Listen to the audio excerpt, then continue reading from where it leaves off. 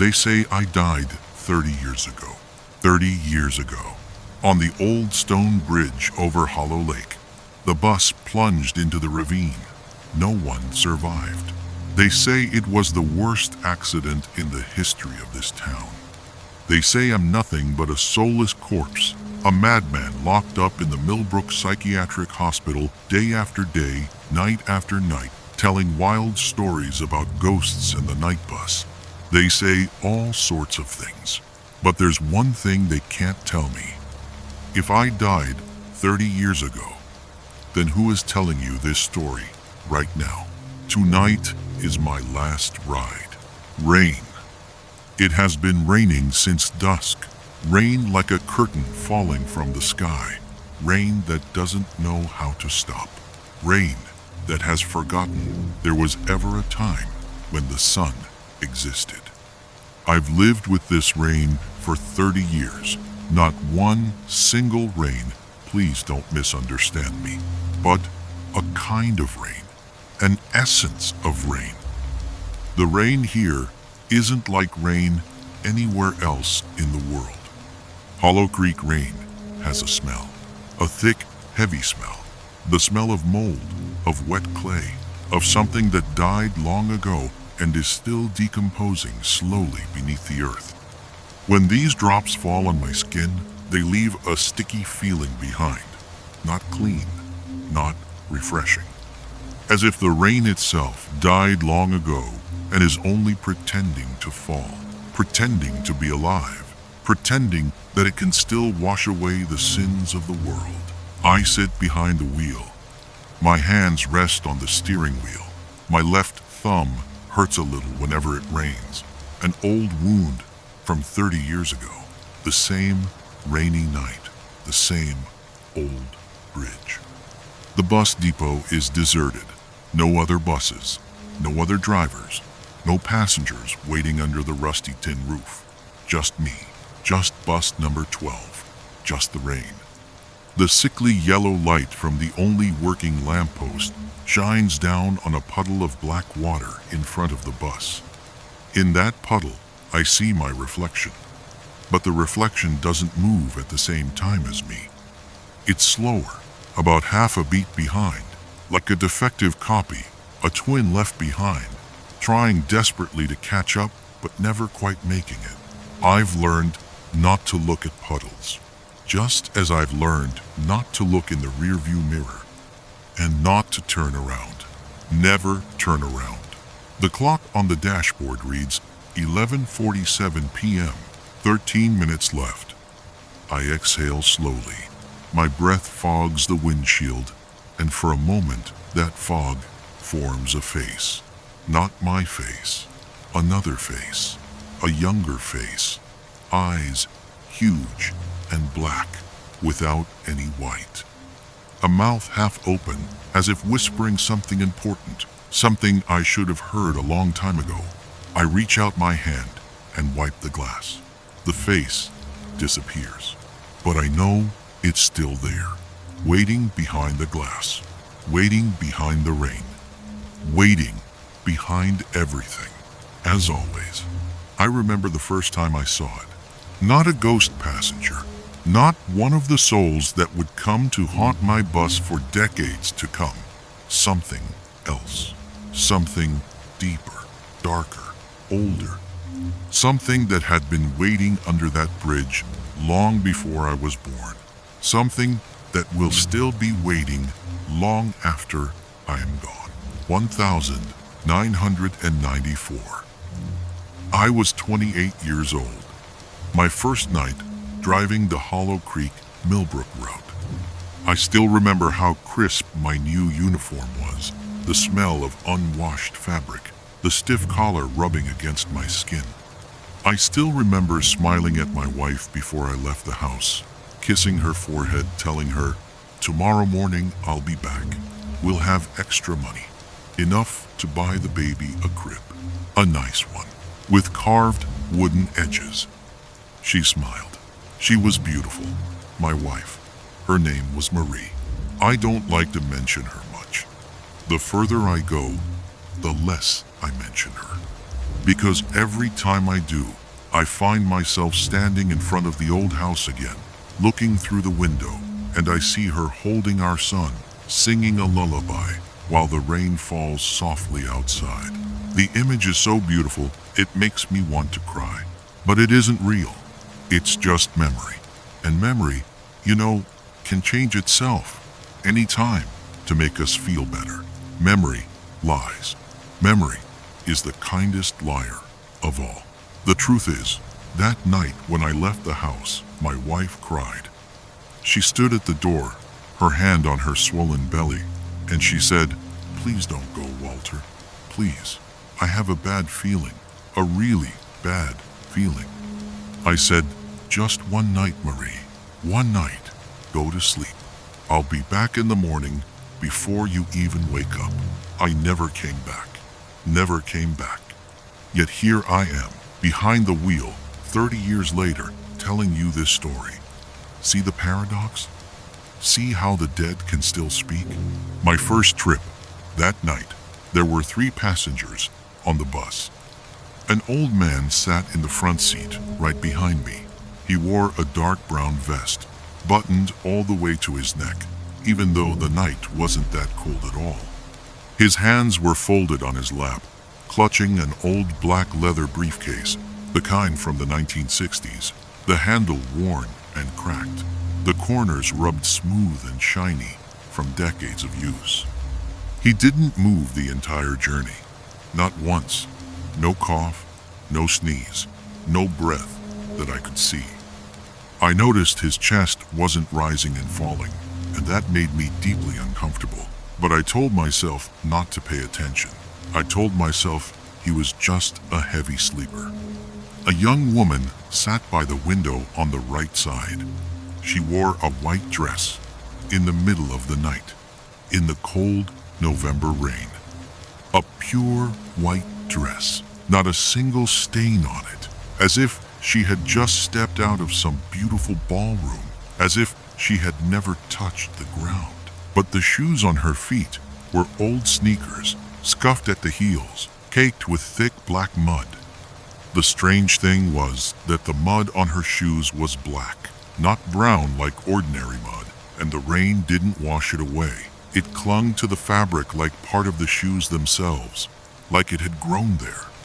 And a middle-aged man sat in the very last row, the farthest seat from me, the darkest seat on the whole bus, where the fluorescent light on the ceiling couldn't reach. I could only see his silhouette, a dark figure in a dark suit, wearing a dark felt hat, his head slightly bowed, as if in prayer or in deep, endless sleep. But one thing I remember forever about him, the smell, old perfume, not the pleasant kind, the pungent, sharp, chemical kind, the kind of smell that reminds you of a funeral home. The kind of smell that comes from the bottles they use to embalm corpses before they're placed in their coffins. About 20 minutes into the ride, when we had left the last street light of Hollow Creek behind and entered the dark tunnel of the pine forest, I heard laughter. A child's laughter. Small, high-pitched, echoing, coming from somewhere beneath the seats. I thought I'd imagined it. The sound of tires on wet asphalt can play tricks on your mind after a while, but it came again, louder this time, clearer, happier.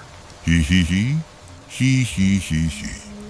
The laughter of a child playing hide and seek, a game that never ends. I bent down to look beneath the seats. Between the 4th and 5th rows, where the floor was darkest and the shadows were thickest, there was a small boy, about 4 or 5 years old. He wore a white shirt and gray shorts, no shoes, no socks. His bare feet were pale as milk. His skin was so white, so transparent, that I could see the blue veins beneath, running like tiny rivers under the surface. A map of death drawn on a child's body. His eyes were huge and black, without any white at all, exactly like the face in the fog on my windshield just now. He looked up at me from under the seat, and he smiled. But that smile wasn't happy. It was the smile of a child who already knows that you are going to die. The smile of a child who has been waiting for you to notice him. The smile of a child who knows something you don't. "Uncle," he said, his voice soft as a breeze through dead leaves. "Have you seen your mother? She's down in the lake. She's been waiting for you. She's very cold." Before I could react, before I could even understand what he meant, the bus suddenly went out of control. The steering wheel spun violently to the left in my hands, though I hadn't touched it. I stomped on the brake with all my strength, but my foot went right through the pedal as if through thin air. As if the pedal was never there. As if I had no foot at all. The bus hurtled onto Hollow Bridge, the headlights tearing through the curtain of rain, illuminating the wet gray stones, illuminating the moss-covered railings, and on the bridge railing, right in the middle of the bridge, where the water below was darkest, a woman stood. White dress, long black hair dripping with rain.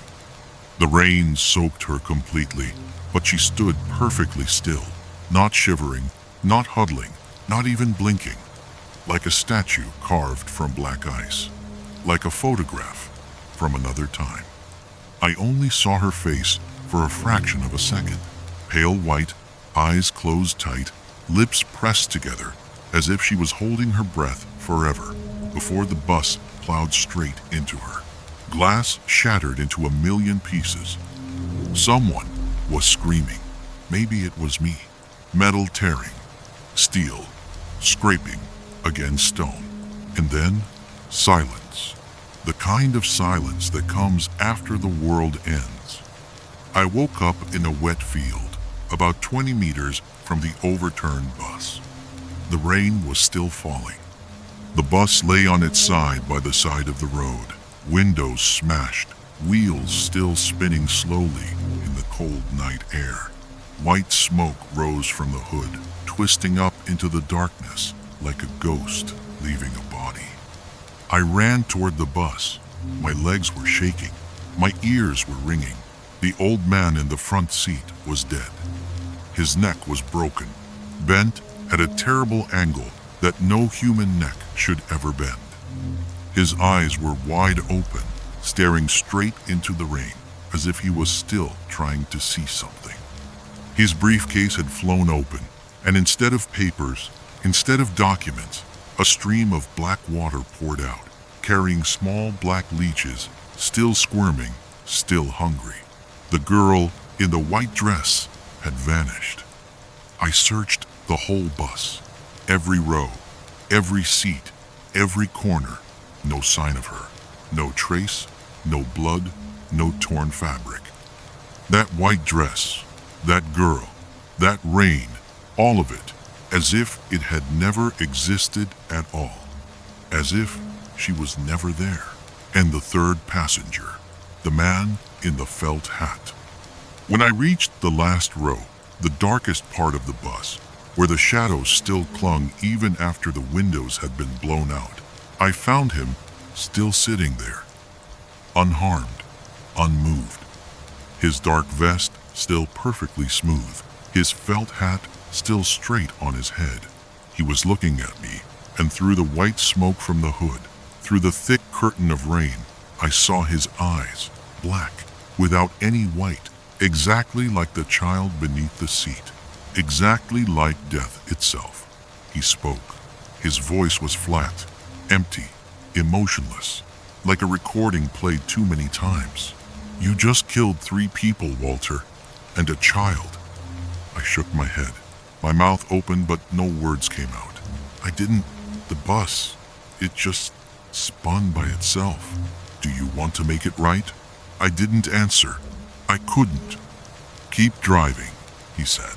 "The night bus, Hollow Creek to Millbrook, every night. Never miss a night. You will carry the souls of those who died because of you. You will carry them and carry them and carry them until they forgive you." "How long?" I whispered. My voice was barely a sound. He smiled. The skin around his mouth cracked open. Tiny fissures appeared, like dry mud under the summer sun, and from inside those fissures, I saw teeth. But not human teeth. Not teeth that had ever belonged to anything alive. The teeth of something that had lived underground for too many centuries. Yellowed, sharp, crooked. Too many of them. Rows and rows.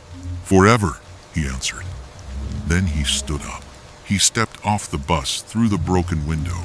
He walked straight into the rain, and the rain swallowed him like a mouth closing. I never saw him again. But I knew he was still somewhere close, watching from the shadows, waiting by the bridge, counting the nights. But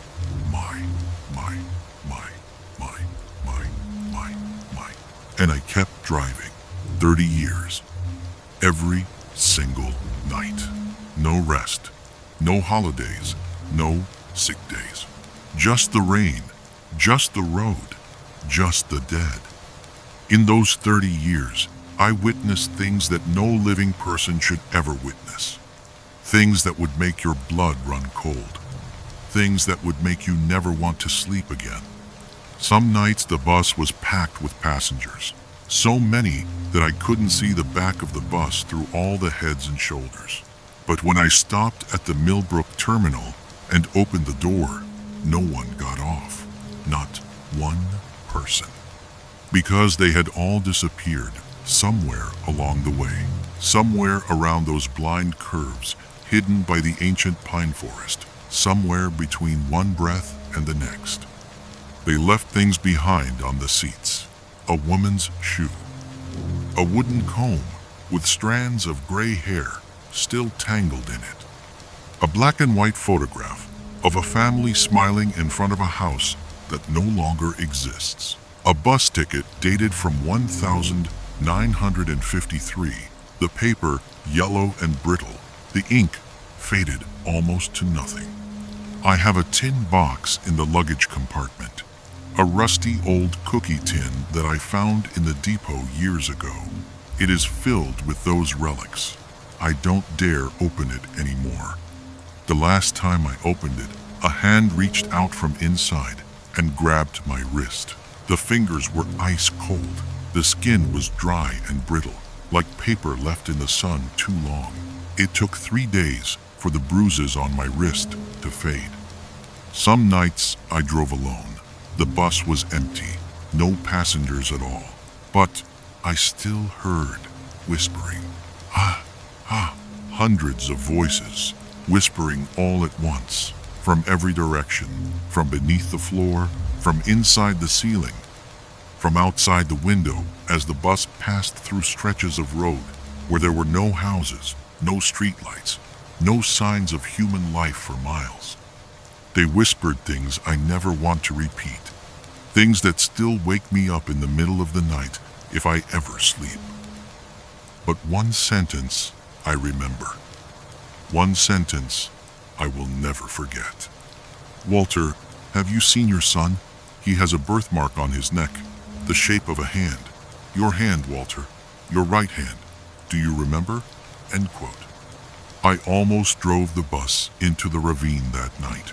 I aimed the wheels straight for the edge. I wanted to end it all, but I didn't. I couldn't. Because I knew that if I went over, I wouldn't die. I would just keep driving, underwater, forever, with the fish and the leeches and the cold. Some nights I saw the girl in the white dress. She appeared more often than any other ghost. She was the most persistent. Sometimes she stood by the side of the road, her thumb out, hitchhiking in the rain. Sometimes she was already on the bus when I left the depot, sitting in the same seat by the same window. But I wouldn't see her until we crossed Hollow Bridge, until the wheels touched the old stones. She always wore that white dress, always soaking wet, always staring out the window as if she was looking for something she lost a long time ago. And once, just once, When I was brave enough to ask her what she wanted, she turned to look at me, and I saw that her face was no longer young. It was the face of a 50-year-old woman, gaunt, hollow-cheeked, dark circles under her eyes like bruises, skin wrinkled and cracked, as if she had spent 30 years at the bottom of the lake, aging in the dark, waiting in the cold. She opened her mouth. Black water spilled from the corners of her lips. It ran down her chin and dripped onto her white dress, staining it black. "You killed me, Walter. Do you know how old I was? 17. I was 17 years old. Do you remember 17? Do you remember what it felt like to be young? And now I'm older than you. I aged down there, Walter. I grew old in the water, while you still sit here, still holding your wheel, still pretending to be alive." I tried to say I was sorry. I opened my mouth, but before I could make a sound, she vanished, just like that, gone, leaving only a puddle of black water on the seat, reeking of algae and rotting fish and something else, something older, something that has no name. I never saw my son again. After the accident, after that first terrible night, my wife was gone. No, she didn't leave me. Please don't misunderstand. She didn't walk out the door. She didn't pack her bags. She died. She gave birth the next morning, just a few hours after my first trip ended. She died of hemorrhage on the delivery table. The doctors did everything they could, but there was too much blood, too much damage. The baby lived, a boy, healthy, strong. He cried loud enough to wake the dead. But when I returned home, after the police interrogations, after the hospital released me with no injuries, except a strange wound on my left thumb, the baby was gone. Someone had already taken him. An adoption agency, a new family. I never even got to hold him. Not once. I never had the courage to find him. I never had the courage to look him in the eye and tell him who I was, what I had done, what I had become. But I know where he is, because sometimes on the heaviest rainy nights, when the rain is so thick that I can barely see the road ahead, I see a young man standing by the roadside. His thumb is out. He is hitchhiking in the middle of nowhere, in the middle of the night, in the middle of the storm. He looks about the age my son would be now. He has my brown hair, the same messy waves. He has my wife's pale blue eyes, the same gentle sadness. And on his left wrist, just above his thumb, a birthmark, the shape of a hand, a small hand, a baby's hand. I never stop for him. I can't stop for him. Because if he got on that bus, if he sat down in one of those seats, if he looked at me with those pale blue eyes and asked me why I left him, why I never came for him, why I chose the dead over my own flesh and blood, I would have no answer. And I am not strong enough for that. I have never been strong enough for anything. Tonight, as I drive the bus out of the depot for the last time, there is only one passenger on board. The woman in the black coat, the red scarf. She boarded at exactly 11:52, 8 minutes before departure. She didn't say a word to me. She just climbed the steps, paid her fare, old dollar bills, damp and wrinkled, smelling as if they had just been fished out of a sewer, and walked slowly down the aisle to the third row by the window. As the bus pulls away from the depot, as the wheels begin their familiar rhythm on the wet asphalt, I glance in the rearview mirror. She is looking at me. Her eyes are unnaturally bright, not the light of the living, not the light of a person who still has blood running through their veins, but the light of a dying candle, flaring up one last time before going out forever. I clear my throat. I ask, "Where are you going?" She says, "To the place where you should have gone 30 years ago, Walter. Her voice is hoarse, cracked, as if her throat was crushed a long time ago, and now she can only push sounds through a small, narrow opening. I don't ask anything else. I don't want to know. The bus rolls through the pine forest. The rain pounds the roof like 1,000 fingers knocking on 1,000 doors. The wipers still sweep across the windshield. Swish, swish, swish, creating a rhythm so steady, so hypnotic, so endless that I feel like I could drive this road forever. I start to tell her my story. Not because she asked, not because she seems interested, because I need to speak. I need to let the words out before they choke me from the inside. 30 years of silence, 30 years of carrying dead souls, 30 years of not daring to look in the mirror. All of it has built up inside me like a tumor, and if I don't cut it out now, tonight, on this last ride, it will kill me. But I'm already dead, aren't I? I don't know anymore. I tell her about the girl in the white dress, about the man in the felt hat, about the small boy under the seat, about the old man with the briefcase full of leeches, about all the ghosts who have hitched a ride on my bus for 30 years, about the whispering, about the hand in the tin box, about the young man by the roadside with the birthmark on his wrist. She listens to all of it. Not a word of comment, not a single sigh, not a nod of understanding, just those bright eyes, flaring every time I mention a death, flaring every time I describe a ghost.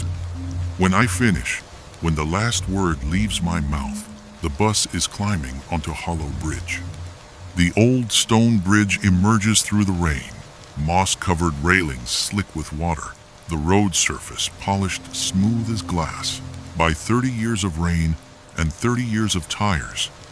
Below, the black lake is perfectly still, like a giant mirror reflecting a starless sky. She stands up. She walks down the aisle toward me. Each footstep makes a wet thump-thump sound on the floor, but I notice that the floor isn't plastic or metal anymore. It's earth, wet earth, black soil. And with each of her steps, a white chrysanthemum sprouts from the boards. Flowers of the dead, flowers for the funeral that never happened. Before I can understand what is happening, before I can move or speak or breathe, she stops beside my seat. She reaches up to the rearview mirror. She turns it toward me. "Look, Walter," she says. "One last time. Look at yourself." I look. In the mirror, I do not see myself. I see a man. A stranger. A man about 30 years old, wearing a white shirt and black trousers, lying at the bottom of Hollow Lake. His eyes are wide open, staring up at the surface, at the rain falling from far above. His skin is pale white, bloated, stretched tight over his bones. Small fish swim past his cheek. Algae wrap around his neck like a green scarf, like a tie he forgot to loosen. And on his left wrist, an old wound, a scar, a long, crooked scar from his thumb down to his wrist, just like mine, just like the wound I have carried for 30 years. The woman leans close to my ear. Her breath is cold. It smells of lake water. "You're not the driver, Walter," she whispers. "You never were. You're the passenger.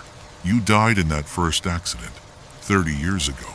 Your bus went into the lake. You drowned. You sank to the bottom. And for 30 years, your soul has been sitting behind this wheel, carrying other souls back and forth, because you cannot accept that you are dead." I want to scream, but my mouth is full of water. Not rainwater, lake water, black, cold, heavy water that smells of mud and corpses and the bottom of the world. I choke, I cough, I try to breathe, but my lungs have no air in them. Only water, only the lake. She leans closer. Her face is inches from mine. 30 years, Walter. It's time to stop. She reaches for the gear shift.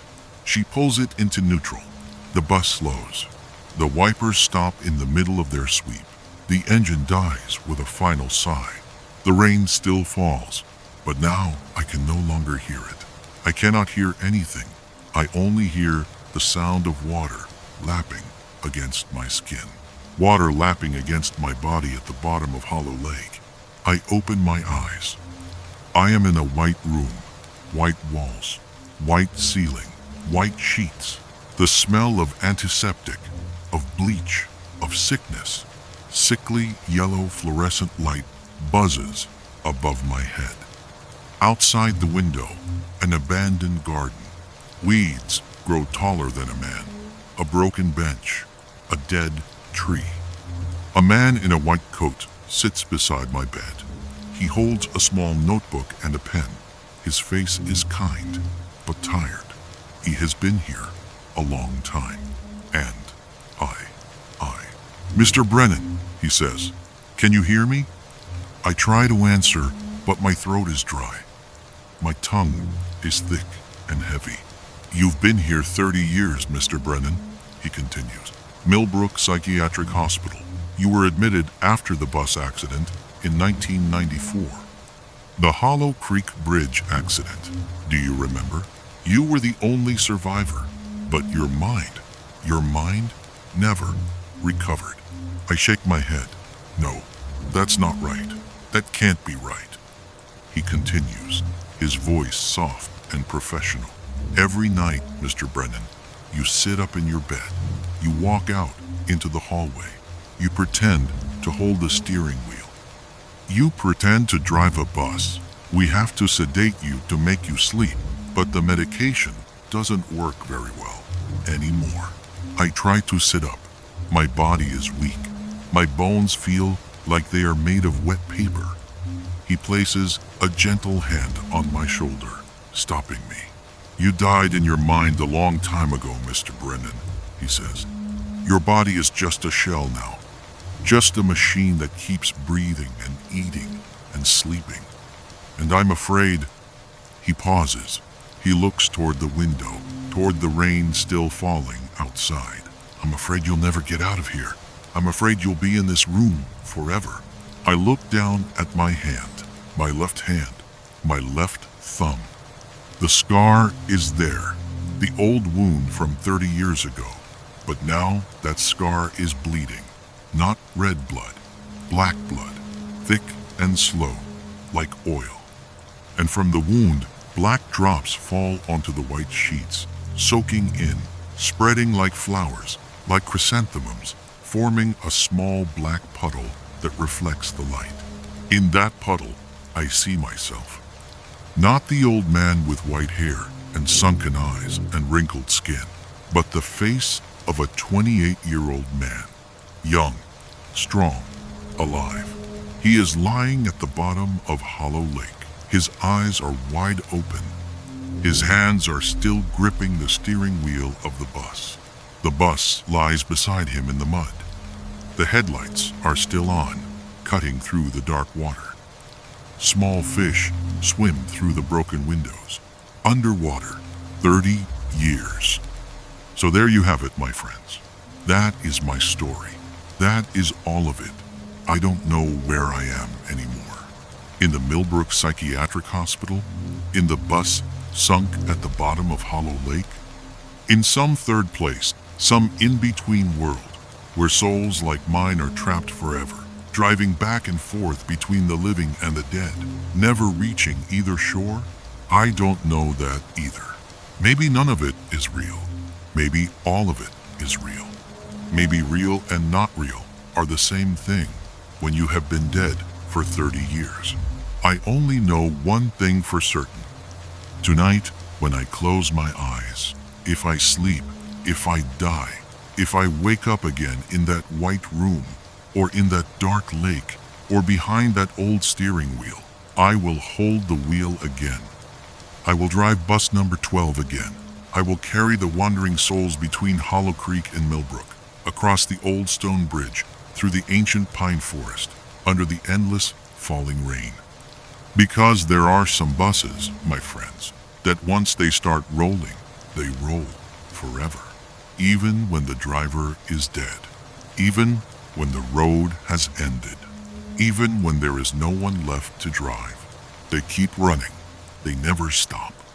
And if one rainy night, one cold November night just like this one, you see an old bus parked in front of your house, its headlights are blazing, its doors are wide open, there is no driver in the seat. Do not get on. Please, I am begging you, do not get on. Because I will be sitting in the last row. I will smile at you with my dead smile. And I will tell you the words that no one told me before I stepped onto that fateful bus. Before I made that first trip. Before I drowned in the black water of Hollow Lake. This ride doesn't have a stop. This ride never ends. In room number 12 of the Millbrook Psychiatric Hospital, an old man lies on his bed.